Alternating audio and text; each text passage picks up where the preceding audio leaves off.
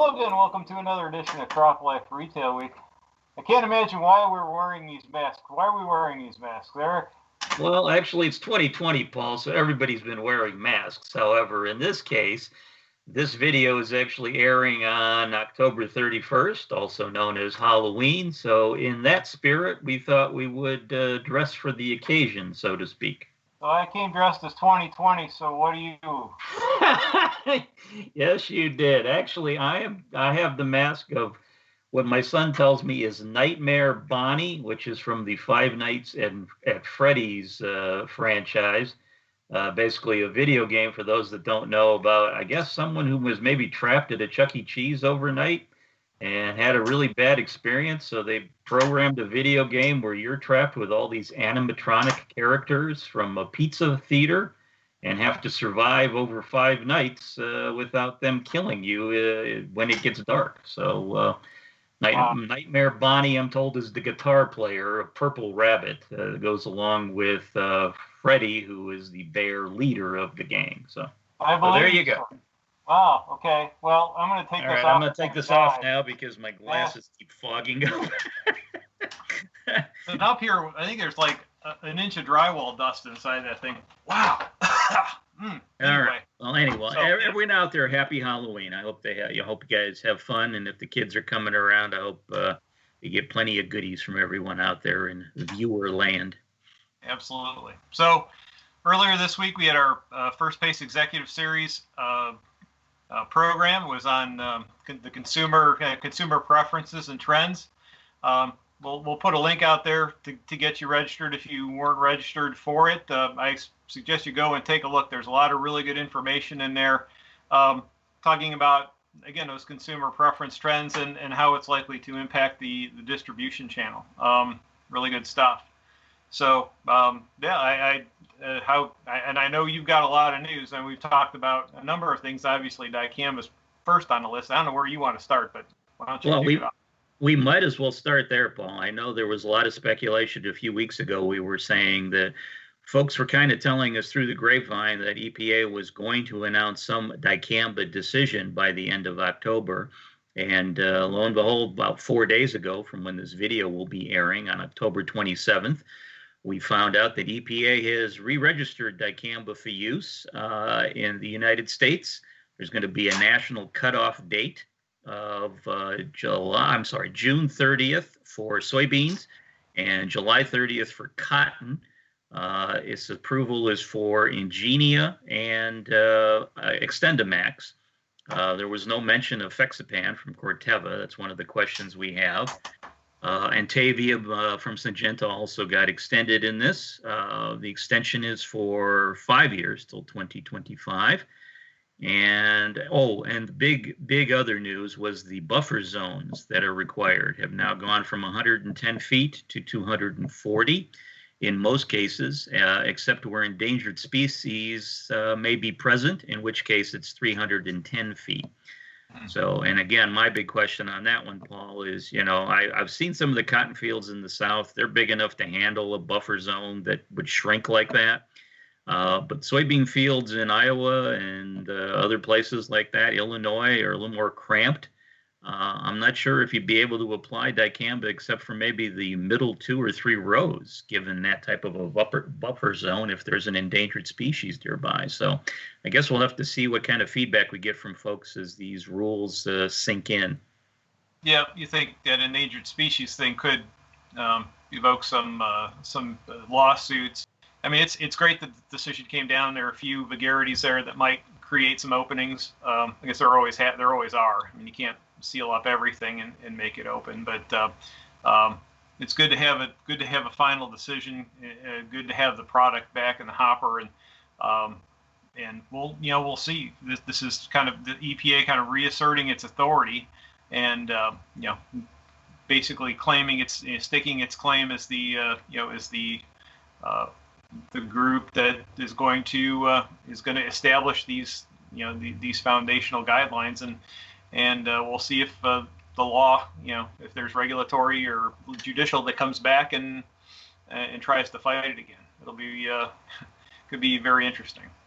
Yeah, I was going to say, I know just even before this announcement was officially made, the Center for Food Safety put out a notice basically saying that they disagreed with the decision to re-register dicamba, and that they're going to take it upon themselves with their allies to take this back to court. So yes, this, I mean, you know, in theory, it sounds like we'll be safe for 5 years for use for dicamba, but then again, you know, the court systems always are the wild card in this, so we'll have to see what happens. Right. Who's ultimately going to have preeminence in these decisions? And it at the end of the day, it should be EPA. It should be. We should have faith in the government agencies that are making these decisions. And it's unfortunate that it's been undermined to some degree, but yep. There's definitely, obviously, you know, there's definitely things that are going to be happening to try to battle that from the environmental side. Yeah, so just as a shameless plug, if you want more information on this, check out CropLife.com. I know myself and a few of the other editors have been posting stories regarding the Dicamba Re-Registration, so you can check out all those details for yourself.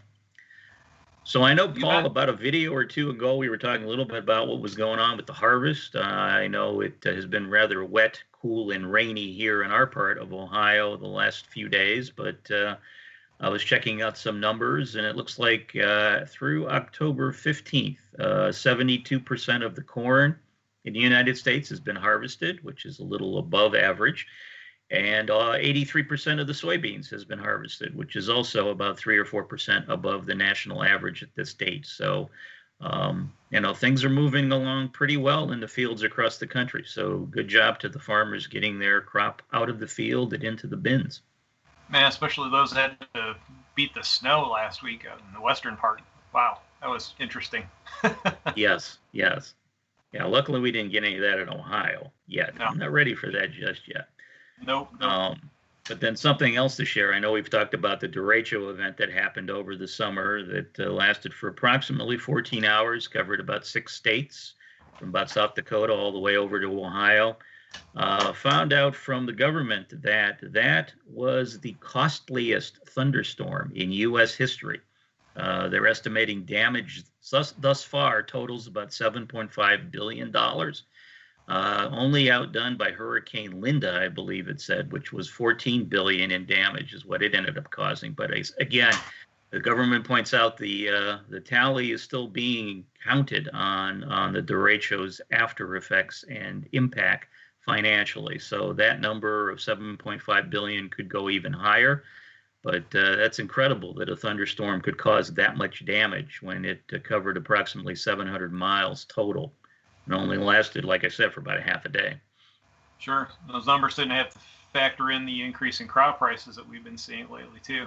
I mean, it's just a shame. Yes. And a couple other things I have to share. Of course, we've been covering all the COVID-19 related show cancellations.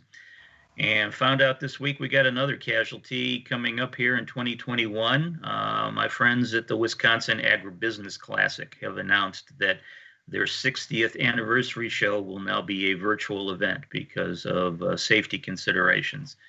That show was supposed to have been taking place in Madison, Wisconsin during the middle of January, but will now be a virtual event, and they promise they'll do their best job to put on as good a show as possible. And I'm sure they'll do just that. Yeah, we're all learning to work around that. Well, one other thing I ran across, and I bring this up because it's sort of the clock is ticking pretty fast on this one. I found an article that said that EPA is considering possibly phasing out most of the BT corn and cotton varieties between now and the next 5 years from now, 2025, because of serious resistance issues by most of that have appeared for most of these crops. And like I said, at this point, it's under consideration, but EPA is inviting comments from the public between now and November 9th. So given that we're going to be airing this video about 10 days out from that date, thought it would be prudent to mention that if you have an opinion on this one way or another, go out to the EPA website and make your opinion known. Yeah. Did it state whether it was BTs that were that had been around for a long time that are just I mean, we're talking about technologies kind of long in the tooth, or are there BTs that are still effective, just these aren't, or did it give any indication of that on that front? Yeah, I was going to say the article I ran across basically mentioned one brand of Syngenta BT that had shown no insect resistance issues, but other than that one variety, it seemed like every other variety was under consideration for this possible phase out over the next 3 to 5 years by EPA. So interesting. Okay, something we'll definitely keep an eye on. Anything else, sir? No, that covers it for me. So I guess we'll have by the time our next video airs, we may or may not know whether or not we have a new president or the continuation of the current president. Either way, I hope we're not talking about we're talking about. I'm sure if we know, we'll be able to at least mention it, and if not, then we'll just have to be like everybody else. We'll be watching to see what ultimately happens there in Washington, D.C. So, yeah, yes, we will. All right, sir. Well, that's it for this edition of CropLife Retail Week. We'll see you next week, assuming the world doesn't end, and have a great week. That's positive. If you have questions or comments about today's